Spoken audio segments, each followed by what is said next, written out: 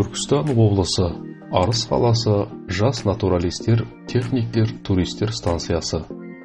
Қосымша білім беру педагогы Бақыт Серғазылы. Бүгінгі қашықтықтан өткізу сабағымызға қош келдіңіздер. Бүгінгі сабағымыздың тақырыбы белгілі бір бағытта туристік серуенге, жорыққа, экскурсияға шығуды жоспарлау.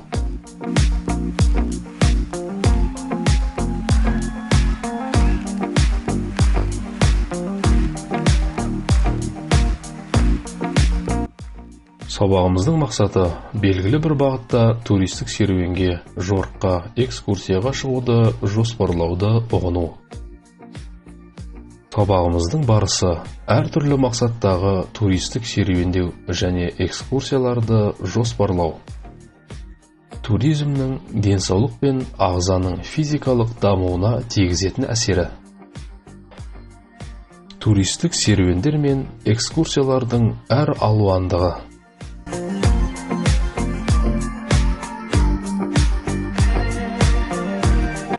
Әртүрлі мақсаттағы туристік серуендер мен экскурсияларды жоспарлау.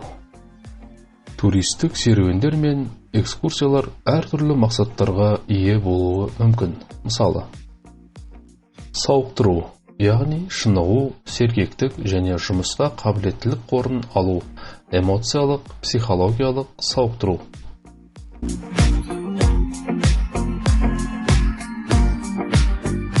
Спорттық жаттығу, дене шынықтыру жаттығуы, табиғи кедергілерді жеңуге үйрету, жергілікті жерді бағдарлау, төтенше жағдайларда әрекет ету тактикасын үйрену болып табылады.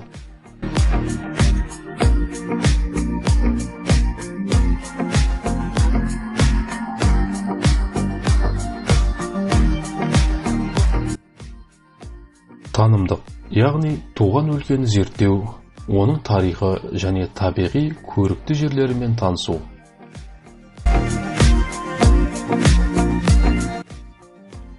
Ойын-сауық, яғни ойындар, жарыстар, табиғат білгірлерінің конкурстары, серуендеу әндері және тағы басқалар.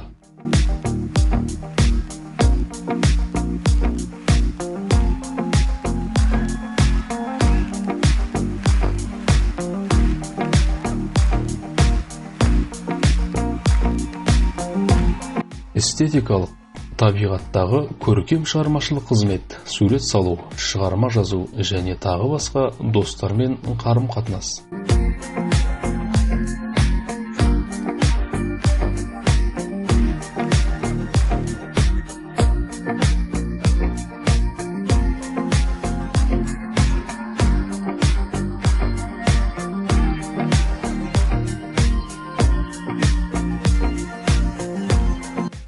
Туристік серуендер мен экскурсиялар маусымынан тыс кезеңдерде, ауа райына байланысты серуендеу қиын болған кезде, онда дайындық жұмыстарын ұйымдастыру үшін пайдалануға болады.